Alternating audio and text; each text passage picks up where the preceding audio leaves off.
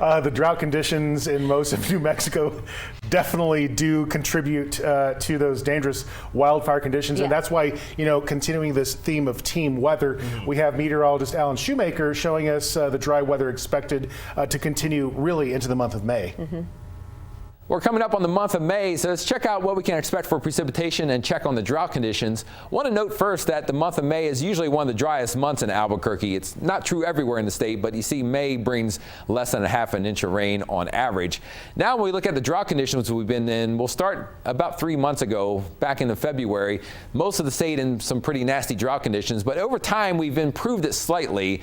Up through the present time in mid to late April, you see that kind of areas from Cibola County southward towards Silver City, some of these west central counties have improved the drought, but not really gotten out of the drought in too many spots. So the southern parts of the state, though, still in some bad drought conditions. Now, as we move through the month of May, this is the outlook from NOAA, kind of the general trend of precipitation, and it says that most of the state still trending toward what could be some drier than normal conditions, at least that chance going through May. The eastern parts of the state, though, may be a little wetter than usual.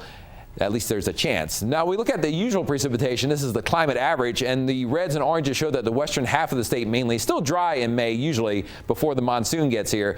Eastern parts of the state pick up some Gulf moisture, so usually get some shower and storm activity. So usually see maybe an inch or so of rain anyway. It kind of moistens up things, but we'll see how the month progresses. We have El Nino ending soon, La Nina beginning. That may change the weather patterns we head through the month of May, but we'll keep tracking it for you throughout the month.